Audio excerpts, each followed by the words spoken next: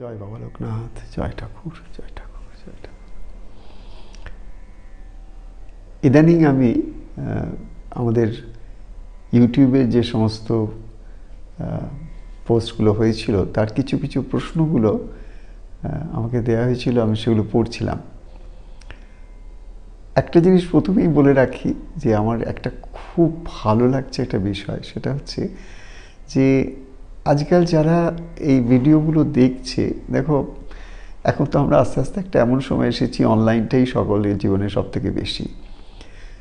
কোভিডের আগে পর্যন্ত আমরা অনলাইনটাকে এতটা চিনতে পারিনি, তখন সবটাই ছিল প্রায় অফলাইন, মানে আমরা সামনাসামনি যে সৎসঙ্গগুলো হতো সেটাই আমাদের প্রায় সব থেকে বেশি একটা ইম্প্যাক্ট করতো। কিন্তু পোস্ট কোভিড পিরিয়ডে প্রায় জগৎ জুড়েই অনলাইন এই ভিডিও টিডিও এইগুলোর মাধ্যমেই আমরা কিন্তু এখন অভ্যস্ত হয়েও পড়ছি। এবং খালি অভ্যস্ত না, আমার মনে হয় এটা একটা অদ্ভুত বিজ্ঞানের সৃষ্টি বা ঈশ্বরের দান এই যুগের জন্যে, এই যুগ প্রয়োজনে, যেখানে একটা এক কথা আমি বলবো একটা গ্লোবাল কনসিয়াসনেস একটু একটু করে কিন্তু একটা গ্লোবাল, একটা বিশ্বজুড়ে একটা চেতনার মধ্যে একটা কোথাও যেন একটা হিলদোল দেখতে পাচ্ছি আমরা। তোমরা একটু ভালো করে যদি একটুখানি ধীর স্থির চিত্তে বা ওভারঅল সব জিনিসটাকে একটু পজিটিভ সাইডে দেখার চেষ্টা করো, তাহলে দেখতে পাবে এই জিনিসটা কিন্তু যে একদিকে যেমন একটা হিউজ নেগেটিভিটির আউটবার্স্ট হচ্ছে, কিন্তু সেটা কিন্তু যেটা দেখতে পাচ্ছ নেগেটিভিটির আউটবার্স্টগুলো, it may be worse all over the world, যেটা আমরা দেখতে পাচ্ছি বিভিন্ন জায়গায়, দেশের মাটিতে বিভিন্ন জায়গায় যে সমস্ত পরিস্থিতি পরিবেশগুলো আমরা দেখছি, আমাদেরকে ভীষণ ব্যথা দেয়, কষ্ট দেয়। আমরা মানুষ হিসেবে আমাদের হৃদয়ের মধ্যে এগুলো এক একটা বলতে পারো একটা, এর থেকেই হয়তো একটা মানুষের আরতিও আসে যে ভগবান তুমি কবে ঠিক দয়া দৃষ্টি দেবে। তাই যেমন আমি প্রায় সময় ভগবানের কাছে এটাই খালি প্রার্থনা করি যে ঠাকুর এবার তুমি কৃপা দৃষ্টি দাও মানুষের দিকে, একটু সেই কৃপা দৃষ্টি দিয়ে মানুষকে দেখো, যাতে করে তোমারই তো প্রতিচ্ছবি মানুষ, তোমারই তো বীজ, তাদের প্রত্যেকের হৃদয়ে আত্মারূপে রয়েছে, তোমারই তো অংশ মানুষ। সুতরাং মানুষের মধ্যে তোমার যে দৈব শক্তি, দিব্য শক্তি, শুভ শক্তি, ধর্মের যে শক্তি, প্রকৃত ধর্মের যে শক্তি, সেটাকে একটু একটু করে দিন।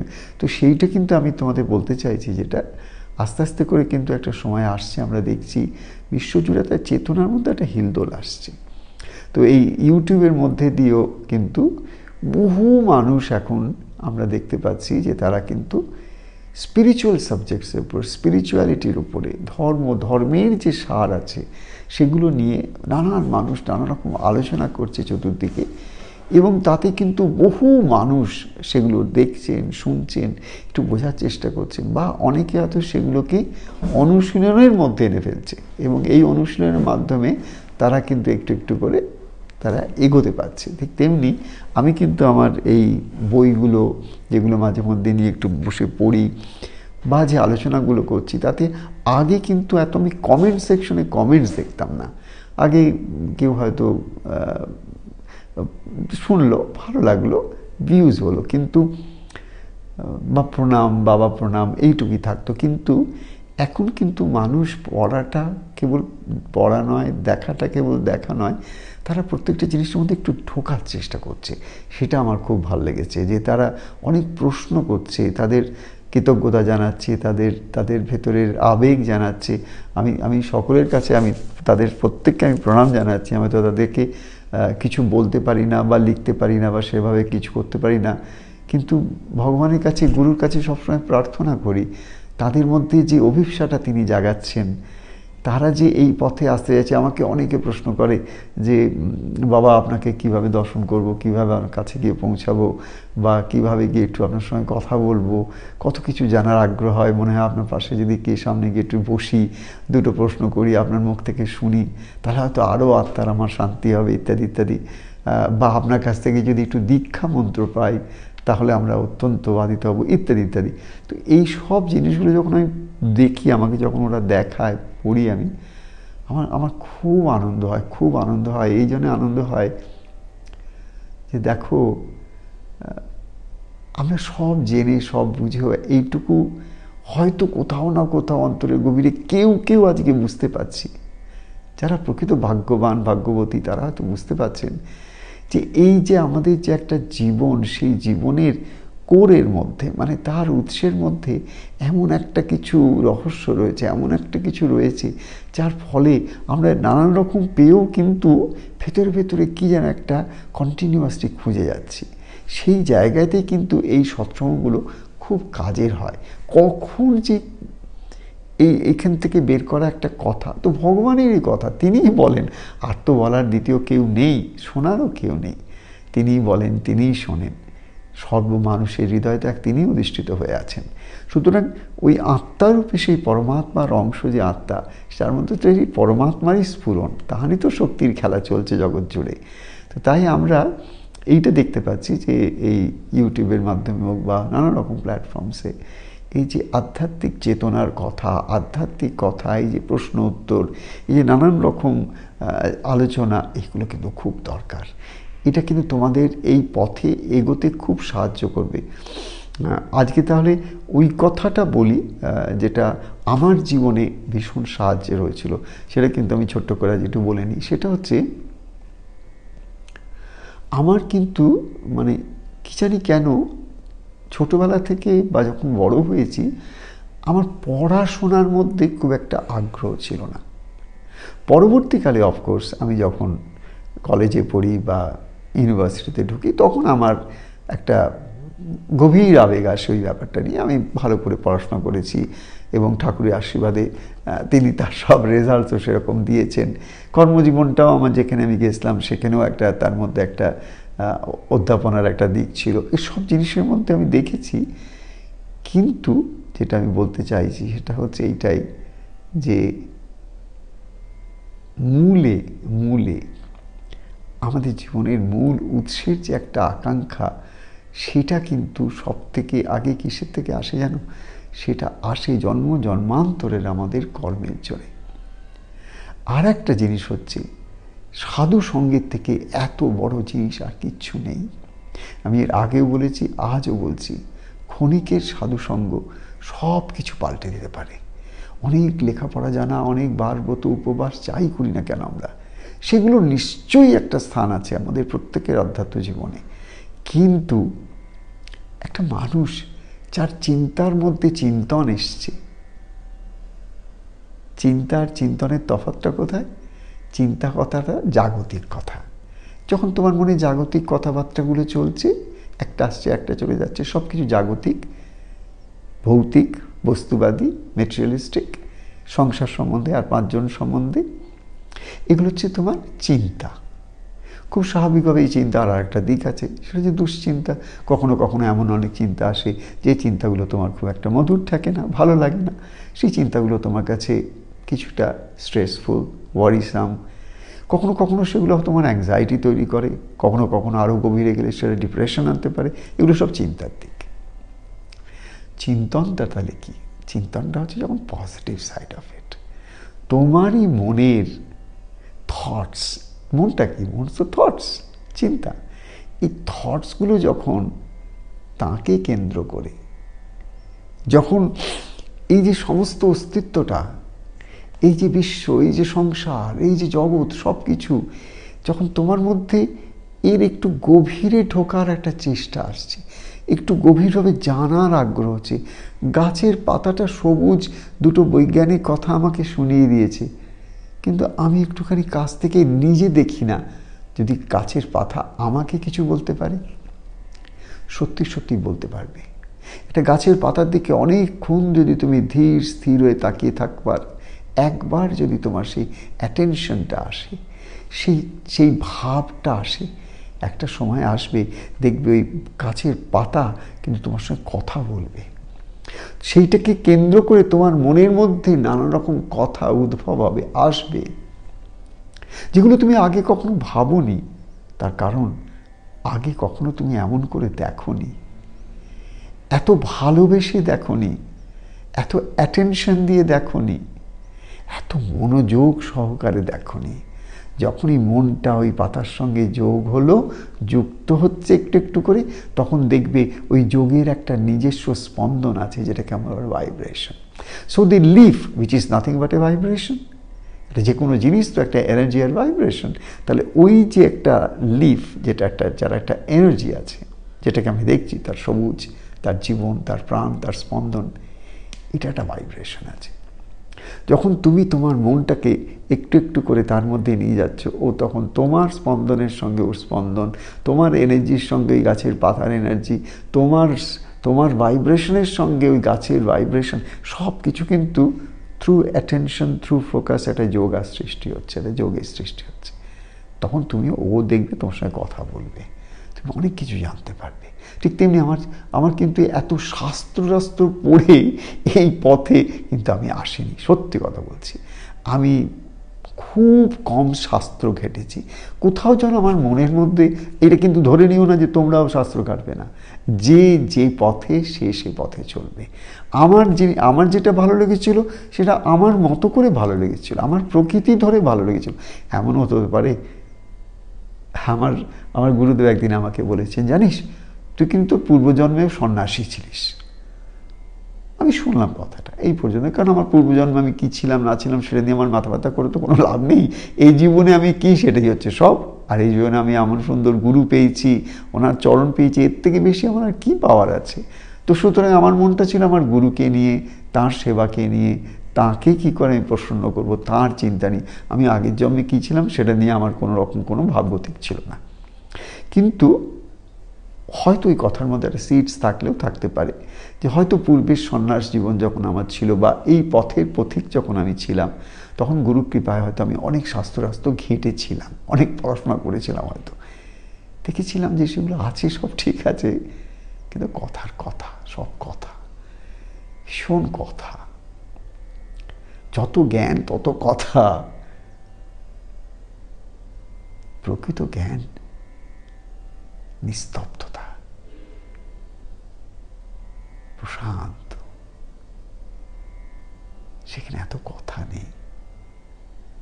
তুমি যতদিন কথার মধ্যে আছো না, সাময়িক ভালো লাগবে, কিন্তু যেদিন কথা বলতে বলতে কথার পারে যাবে, কথার পারে একটা অদ্ভুত নিস্তব্ধতা আছে।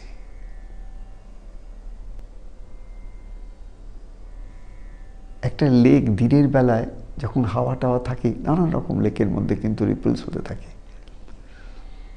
আমেরিকায় একজনের বাড়িতে আমি যাই, তার বাড়ির সামনে একটা খুব বড় লেক আছে। সেই মার্কের বাড়ির লেকটাতে সকালের দিকে আমি ভোরবেলা উঠে, ওর একটা লম্বা একটা আছে, মানে গ্লাস শিল মতন দেয়া আছে, ওখান থেকে লেকটা পুরো দেখতে পাওয়া যেত। আমি চুপ করে সামনে বসে থাকতাম। এই নয় যে আমি মেডিটেট করতাম, না, আমি জাস্ট চুপ করে বসে থাকতাম।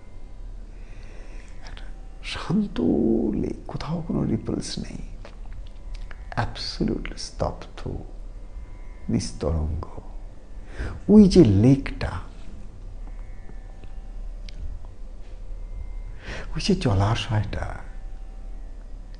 ওই যে সকালবেলার একটা লেকের ওপরে একটা হালকা একটা কেমন ধোঁয়াশা মতন হয়ে রয়েছে, আর কিচ্ছু না, ওটা কিন্তু সকালবেলা শিশিরটা দেখতে পাচ্ছি একটু একটু করে পড়ছে।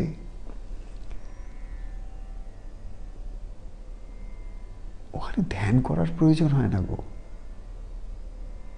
চোখ খুলে বসে থেকে যে সেটা দেখছে তার দিকে একটুখানি মনের বাঁকটাকে ঘোরাবার চেষ্টা।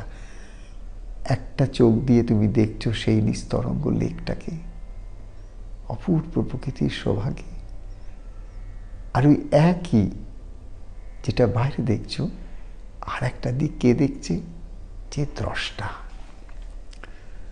সাধক প্রশ্ন আনবে মনের মধ্যে, আমি কি কেবল বাইরেই দেখি? কিন্তু বাইরে দেখে, এত দেখেও আমার তৃষ্ণা তো মিটল না।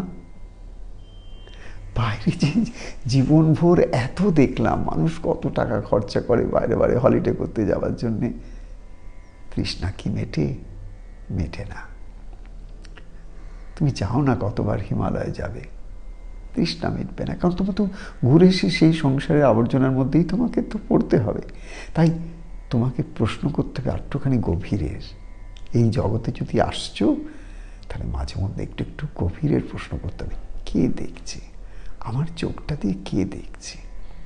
আমি একটা অপূর্ব সুন্দর নিস্তরঙ্গ একটা জলাশয় দেখতে পাচ্ছি, মনটা অপূর্ব একটা আনন্দ আর শান্তিতে আমি ডুবে আছি, কিন্তু আমাকে বলো কে দেখছে?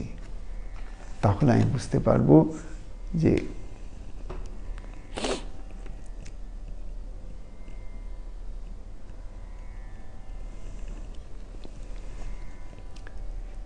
দেখছে একমাত্র আমার ভেতরে যে দ্রষ্টা আছে,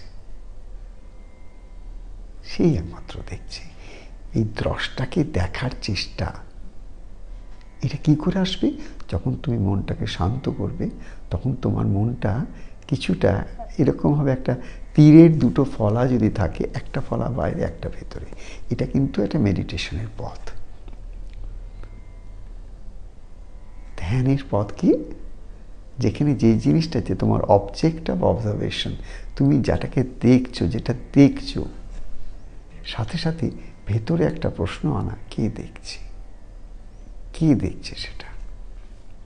তখন দেখবে একটু একটু একটু করে over a period of time এই প্র্যাকটিসটা তুমি যদি বাড়াতে থাকো, প্রথমে কিন্তু বুঝতে পারবে না, কিন্তু পরে বুঝতে পারবে, ও একটা ভেতরে আমার কে একজন আছে, সে সব কিছু জানছে, সব কিছু দেখছে, সেই তাহলে দ্রষ্টা।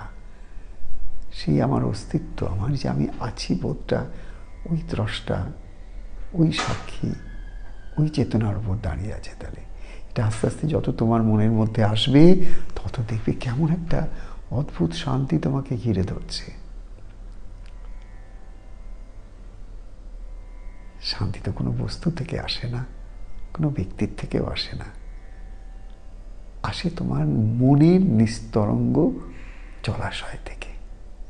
নট এই বাইরের জলাশয় থেকে নয়, বাইরের লেকটা থেকে নয়, কিন্তু তোমার ধারণা ওই বাইরের লেকটা হচ্ছে আমার সমস্ত শান্তি, ওই জায়গায় গিয়ে বসলে আমি খুব শান্তি পাই। এনিথিং এক্সটার্নাল টু ইউ, যা কিছু তোমার বাইরে, সেটা তুমি কেবল একটা প্রতিচ্ছবি দেখছো, একটা রিফ্লেকশন দেখছো, ওটা কখনো সার হতে পারে না। ওইটা পরিবর্তন হয়ে যাবে, 1 ঘন্টা পরে ওই লোকটা লেকটার রুম থাকবে না, হঠাৎ করে একটা কিছু একটা চেঞ্জ এসে যাবে। কি যিনি দেখছেন, দ্রষ্টা, সেখানে কোনো হিলদোল নেই, সে কেবল দেখে যাচ্ছে। কি দেখছে তার সঙ্গে সে ইনভলভ নয়, খালি দেখছে। ওই দেখার উপকর্ম যেটা দ্রষ্টার কাজ, সেই জায়গায় একটু একটু করে আমাদের পৌঁছানোই হচ্ছে ধ্যান। তাহলে আজকে আমরা এই কথাগুলোর মধ্যে দিয়ে একটা জিনিস নিয়ে যাচ্ছি, যে আমাদের প্রত্যেকের জীবনের মধ্যেই, তোমাদের যেটা বলছিলাম, যারা আসি, যে আমি কিন্তু সাধক সাধিকাদের জীবন সব থেকে বেশি পড়েছি। কেন? আমার যেন মনে হয়েছে যে এই প্রত্যেকটা সাধক সাধিকা এসেছেন পৃথিবীতে, বা এমন অনেক গোপন সাধক আছে, অনেক গৃহস্থ সাধু সন্ন্যাসী আছে, যে সমস্ত গৃহস্থ মানুষদের মধ্যে আমি এত অদ্ভুত অদ্ভুত গুণ দেখেছি। তারা সাধুর থেকেও সাধু, সন্ন্যাসীর থেকেও সন্ন্যাস, অথচ গৃহস্থের মধ্যে রয়েছেন তারা। তাদের আমি প্রণাম করছি, যাদের আমি দর্শন করেছি। তো এই সমস্ত এদের কাছ থেকে শিক্ষাটা কি?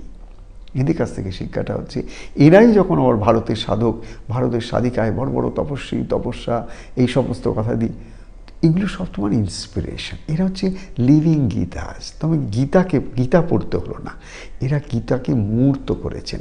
যেমন বাবা লোকনাথকে দর্শন করে আসার পর যামিনী কুমার মুখোপাধ্যায়, তিনি ঘরে এসে তার মা বাবাকে বললেন, আমি জীবন্ত গীতা দেখে এলাম। এই যে তার কারণ কি? Gita is manifest. গীতা হচ্ছে একটা হচ্ছে গ্রন্থ, যেখানে কেবল কথা আছে। এই কথা তো দিনে রাতে কত লোক পড়ছে, তাতে কি হচ্ছে, কি পরিবর্তন হচ্ছে? কুচিত কদাচিৎ কারুর হৃদয়ের গভীরে কৃষ্ণের বাঁশুরীর ধ্বনি কেউ শুনতে পায়, আর সেই ধ্বনির মধ্যে গীতা কেন, গীতার পারের বস্তুও আসে তার কাছে। যা বলা কওয়ার নয়, গীতা তো উনি ভগবান বললেন অর্জুনকে, যা বলা কওয়ার নয় সেই গীতাকে বলবে। সেই গীতা তিনি বলবেন কাকে? যার ভেতরটা শান্ত হয়ে গেছে, যে তার মন প্রাণ বুদ্ধি সবটুকু ভগবানের কাছে, ভগবানের চরণে অর্পণ করতে পেরেছে। সেটা এইরকম যারা যারা সাধক সাধিকারা নিজেদের জীবনের মন প্রাণ বুদ্ধি সব ভগবানের কাছে অর্পণ করতে সমর্থ হয়েছিলেন, যারা, তারাই সমর্থক, তারাই গুরু, তারাই আমাদের জগতে এসে বারবার আমাদের এই শিক্ষা দিলেন যে দেখো আমি যদি পারি তুমিও পারবে।